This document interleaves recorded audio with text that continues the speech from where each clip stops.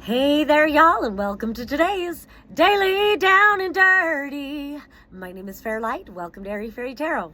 All right, y'all. So the message for today is about finding equilibrium in love.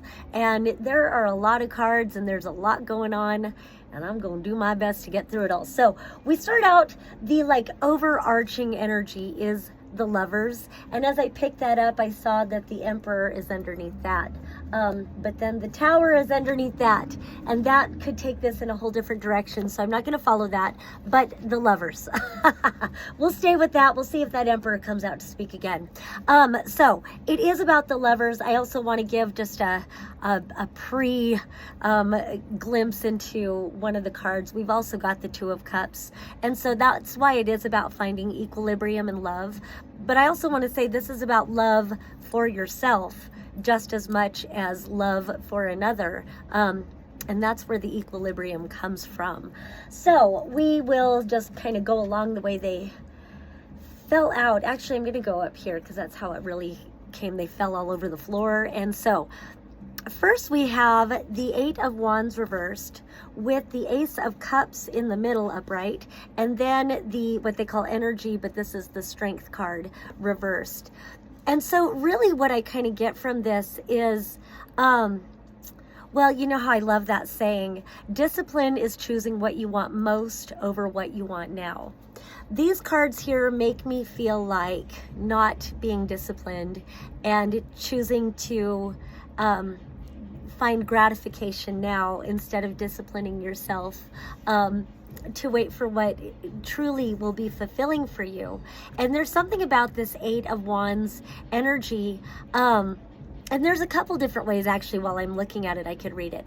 The first thing is that if you choose the instant gratification now, it leads to some sort of a weakness, and you're actually gonna it's gonna take longer for you to find true fulfillment. That's kind of what it is in a nutshell. But then if I were to, take it back the other way, it could be that in seeking these opportunities for true love, for true fulfillment, it's about taking the time to really heal whatever makes you feel weak, or whatever you give your power away to, and really find the courage to I just want to say take your power back, because it's called energy and this is a Strength card, and it being reversed again, it's just it's like low vitality or something when it's reversed, because it's an energy card reversed. And again, with it being Strength reversed, it just feels like weakness. I don't know. So it's like, do what you want to do.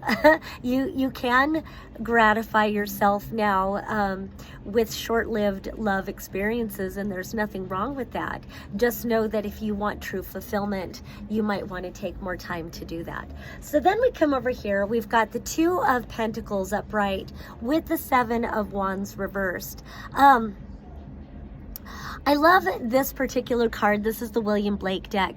I love that there's this giant sky being, in a way, like guides, helpers that are helping these fragile little humans keep their balance, keeping them from falling over the cliff, and how they'll bend over backwards to give you that support that you need. And so, normally Two of Pentacles is about finding balance, and finding balance between all kinds of things in your life. You can find a balance between keeping your outer life going, but also making sure that you're taking care of the inside, or it can just speak to all different kinds of ways that you need balance.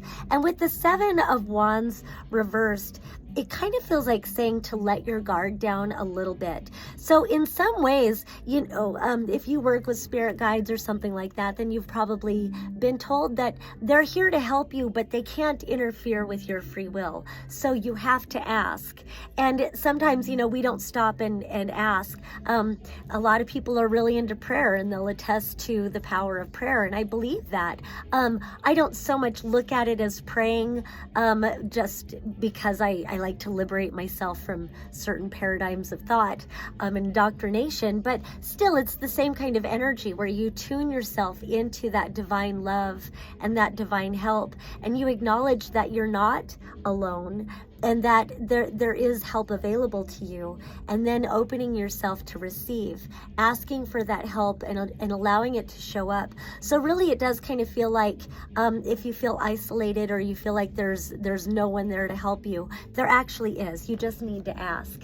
Then we come over here and we've got the King of Pentacles reversed, the Queen of Swords reversed, and then the King of Swords upright.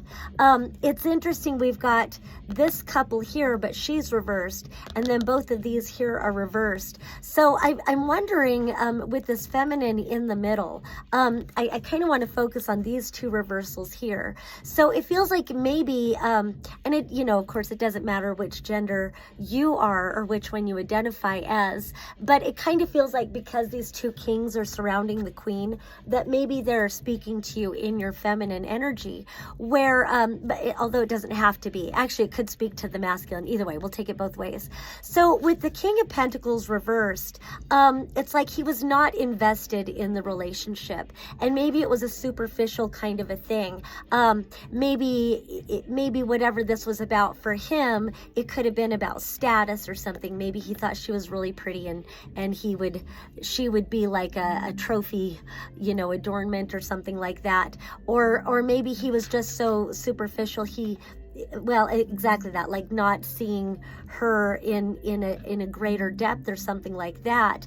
And then she, with her swords reversed, it's like she wasn't communicating. She wasn't speaking her truth. Maybe she felt very shut down. Like if he only wanted her for certain things for his own superficial reasons, then maybe she didn't feel safe in expressing her greater depth.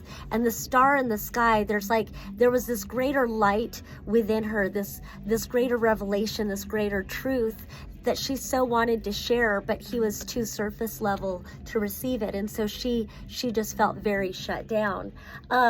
Now if you're the masculine in this case, it could be the opposite, that maybe she only saw you as in a superficial sense. Maybe she only cared about how much money you make or what your status was or something like that, and maybe there was something about her words or something like that that just didn't really inspire, or something like that, or maybe you felt shut down by whatever it is. So then we've got this King of Swords upright, and so in either scenario, if this is coming from the masculine perspective, it's like finding a way to upright yourself and to really get connected into what interests you and what inspires you, and finding your clarity in the world after maybe she was manipulative. The Queen of Swords reverse can be a very manipulative energy, using her words to gaslight or something. And so he's getting back to recognizing